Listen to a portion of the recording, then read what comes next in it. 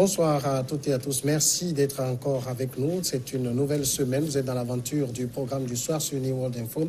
On va commencer, comme toujours, avec le décryptage de l'actualité. Ce soir, nous évoquons la Guinée-Bissau, la nomination d'un gouvernement, toujours l'impasse. 10 jours après l'investiture d'un nouveau parlement en Guinée-Bissau, la crise politique se poursuit samedi. Les députés ne parvenant pas à s'entendre pour élire un bureau, condition préalable à la composition d'un nouveau gouvernement. Depuis le 18 avril, les débats achoppent sur l'attribution du poste de deuxième vice-président de l'Assemblée qu'un parti dissident du pouvoir revendique. Faute d'élection du bureau complet de l'Assemblée, celle-ci ne peut pas proposer au président de la République, José Mario Vaz, le nom d'un nouveau Premier ministre. On en parle ce soir avec notre éditorialiste Mamadou Diouf.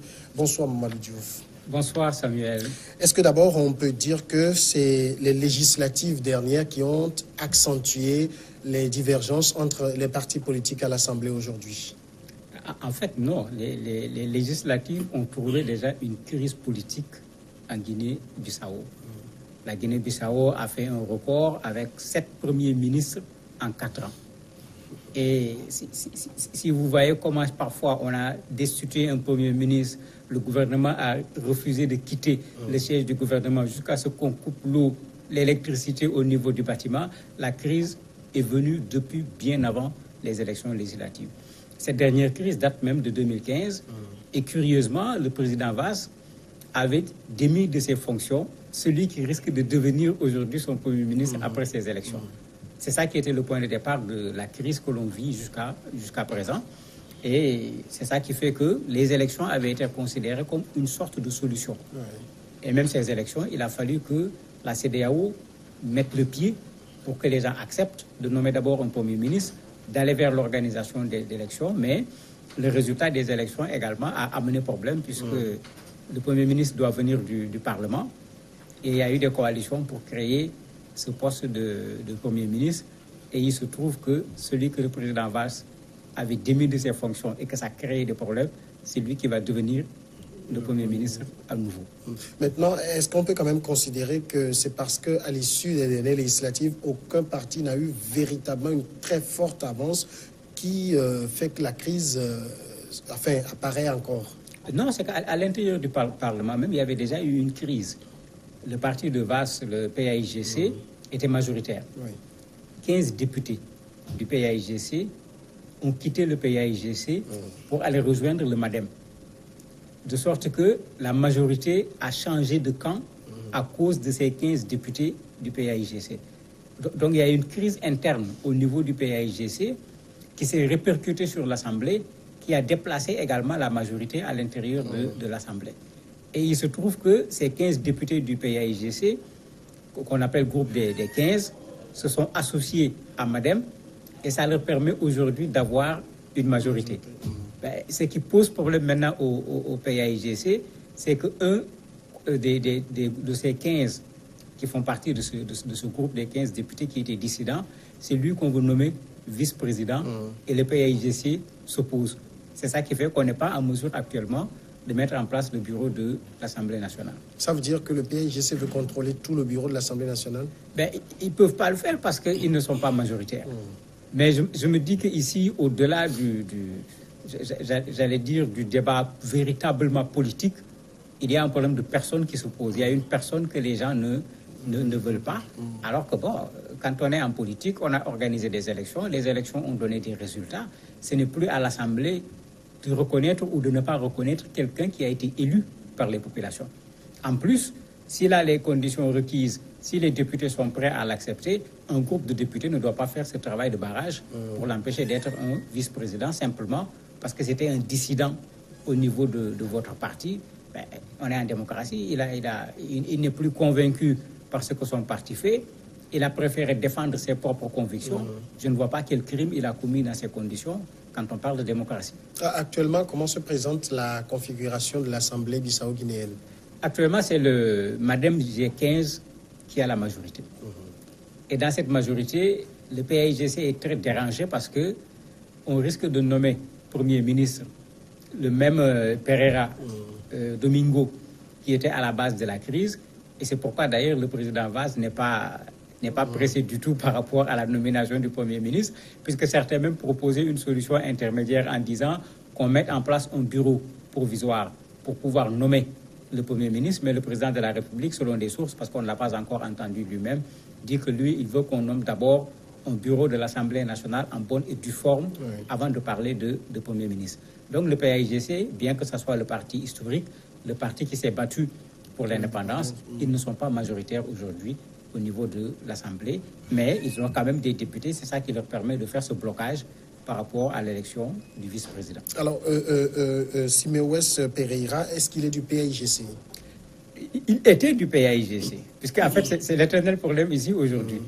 Il y a des députés qui étaient du PAIGC qui ont créé ce groupe des 15, qui ont fait perdre au PAIGC sa majorité dans l'ancienne Assemblée et qui empêchent également au PAIGC d'être majoritaire au niveau de cette Assemblée. Donc souvent comme ça se passe quand il y a une dissidence au niveau des partis, au-delà de la question qui divise les gens, on se retrouve face à une question de personne. C'est le cas pour le Brahima Kamara également, qu'on veut nommer vice-président, qui est également coordonnateur de ce groupe MADEM G15 et qui est un ancien du PAIGC. Ce n'est pas la personne seulement, mais c'est comme si le PAIGC refuse que ceux qui, entre guillemets, l'ont trahi dans l'ancienne législature ne puissent prendre des positions dans cette nouvelle législature. Mais en politique, on ne peut véritablement pas raisonner de la sorte. Alors aujourd'hui, qui est le plus à même de jouer à l'arbitre dans cette affaire? Difficile à dire. Je me dis que c'est peut-être la CEDEAO qui va revenir. Parce qu'il a fallu que la CEDEAO menace. Il y avait eu même des sanctions. Le président togolais, du reste, avait joué un rôle dans cela. C'est ici même qu'on avait réglé la question du Premier ministre qu'il fallait nommer, des élections qu'il fallait organiser. Je me dis que puisque c'était la CEDEAO qui avait permis de résoudre en partie la crise jusqu'à ce que les élections soient organisées, si la crise se présente à nouveau, il vaut mieux que la CEDEAO se lève encore très tôt pour faire en sorte que les procédures soient respectées et que le Parlement propose au président de la République, celui qui va être le Premier ministre et qu'on connaît déjà, Domingo Pereira, et que le président tout simplement valide la nomination du Premier ministre pour que le pays ne reste pas encore bloqué, parce que les crises là-bas datent de 2012. C'est le coup d'État de 2012 qui a amené tous ces problèmes, qui s'est renforcé en 2015 et qui revient encore aujourd'hui après les élections législatives. Alors en fait, si Domingo Siméouès Pereira redevient Premier ministre, on retombe dans la même crise. J'espère qu'on ne retombe pas dans la même crise, parce que quand même, on était dans une situation de crise, parce que le président de la République a voulu destituer un Premier ministre qui appartenait au même parti que lui. Parce qu'en ce moment, Domingo le groupe des 15 même n'existait pas. C'est ça qui a créé les problèmes, qui ont fini par créer cette dissidence au niveau du parti, et ils sont allés se coaliser avec le MADEM. Je me dis que le président doit comprendre qu'il avait déjà commis une erreur, qui a bloqué le pays, il a fallu que la CEDEAO intervienne pour qu'on trouve une solution. Il faut qu'il accepte ce qui va être tout simplement une cohabitation. Il sera le président de la République en tant que quelqu'un qui provient du PAIGC. Il aura en face de lui un Premier ministre qu'il avait destitué, mais qui est revenu par une voie qui est tout à fait normale, qui est tout à fait légale. Il a été élu député. C'est lui qui est proposé au niveau de l'Assemblée pour être le Premier ministre. Il faut que le président de la République accepte de jouer le jeu jusqu'au bout. Sinon, c'est le pays qui se retrouve en crise, alors qu'il y avait des grèves des enseignants, des grèves de ceci, parce que tout le monde disait que le pays ne marchait pas à cause de la crise politique. Est-ce qu'on peut dire aujourd'hui que le PAIGC n'est plus ce véritable grand parti qu'on a connu dans le temps? Oui, ça on peut le dire, puisque au moment des élections, tout le monde s'attendait à ce que le PAIGC gagne à cause de cette légitimité historique, mais la scission au niveau du PAIGC a été un coup pour le PAIGC, mais également le problème des partis historiques, quand les leaders partent, quand de nouvelles têtes viennent, elles sont confrontées à d'autres nouvelles têtes. Et ces nouvelles têtes ne portent pas nécessairement la légitimité du parti, parce que ce n'est pas eux qui étaient là au départ, ce n'était pas eux qui ont fait la lutte pour l'indépendance, c'est eux qui doivent continuer. Mais ils vont devoir s'affronter avec d'autres jeunes qui sont également des Bissau-Guinéens, qui, s'ils ont une bonne représentation, peuvent remettre en cause cette hégémonie que le PAIGC a eue depuis les indépendances jusqu'à aujourd'hui. Mais en principe, en allant aux urnes dernièrement, les Bissau-Guinéens voulaient en finir avec cette crise politique. Tout à fait. Les élections avaient été utilisées par la CEDEAO comme une porte par laquelle il fallait passer pour sortir de la crise. Et effectivement, cette question de qui va être Premier ministre est maintenant réglée par les textes et tout. Le problème, c'est que c'est la tête du Premier ministre qui ne convient pas. Mais là, il faut qu'on remette chaque chose à sa place. Le président de la République est dans un pays où il y a une constitution. C'est lui le président de la République. Mais c'est Pereira qui va devenir le Premier ministre. Si on respecte les textes du pays, il faut que le président de la République l'accepte comme tel et qu'à la limite, qu'ils essayent de faire comme ce que Kabila est en train de faire avec Félix Tshisekedi, bien qu'eux aussi, ici on parle de 10 jours, eux ça fait des mois, on ne parvient pas à mettre en place un gouvernement, un Premier ministre parce qu'ils ne s'entendent pas. En fait, c'est ces mêmes enjeux qui sont en train de ressortir ici et il faut qu'on dépasse cela. Le gouvernement, les élections, le président de la République, le souci de chacun, ça doit être le peuple d'abord, mais pas un positionnement des gens ou bien le blocage d'une personne. Mais en tout état de cause, José Mario Vaz doit aussi penser à sa réélection. Oui, d'autant plus que les élections sont toutes proches. Et c'est ça qui va faire que cette cohabitation va être très compliquée. Parce qu'on risque d'être devant un président de la République qui prépare des élections, qui a à côté de lui un Premier ministre qui prépare des élections, et le président et le Premier ministre ne sont pas du même bord. Ils risquent au contraire d'être des adversaires au moment des élections présidentielles.